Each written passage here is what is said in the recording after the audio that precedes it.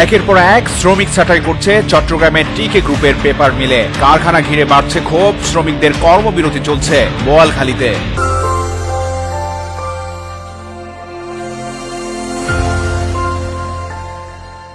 দক্ষিণ চট্টগ্রামের বোয়ালখালী প্রান্তে টিকে পেপার মিলে শ্রমিক ছাঁটাইয়ের প্রতিবাদে কর্মবিরতি চলছে শ্রমিকদের। বৃহস্পতিবার সকাল থেকে চট্টগ্রামের বোয়ালখালী উপজেলার পূর্ব কালুরঘাট টিকে কেমিক্যাল লিমিটেড কমপ্লেক্স শ্রমিক সংগঠনের ব্যানারে 2 দিনের মতো কর্মবিরতি কর্মসূচি অব্যাহত রেখেছে কারখানাটির প্রায় 2 শতাধিক শ্রমিক। এর আগে গতকাল বুধবার শ্রমিক ছাঁটাই বন্ধ, ওভারটাইম বৈষম্য এবং 15 জন শ্রমিকের বরখাস্তের আদেশ তুলে নেওয়ার দাবিতে বিকেল 5:30 পর্যন্ত কর্মবিরতি পালন শুরু করে শ্রমিকরা।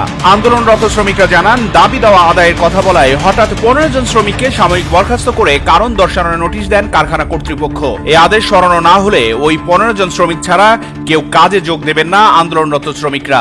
অপ্রীতিকর ঘটনা এড়াতে বোয়ালখালী থানার পুলিশ ও শিল্প পুলিশ টিকে কেমিক্যাল লিমিটেড কমপ্লেক্স ঘিরে রেখেছে। শ্রমিকদের দাবি দেওয়ার বিষয়ে শ্রমিক নেতাদের নিয়ে কারখানা কর্তৃপক্ষের সঙ্গে কয়েক দফা বৈঠক করেছেন বলে জানান বোয়ালখালী থানার ওসি আসহাবউদ্দিন।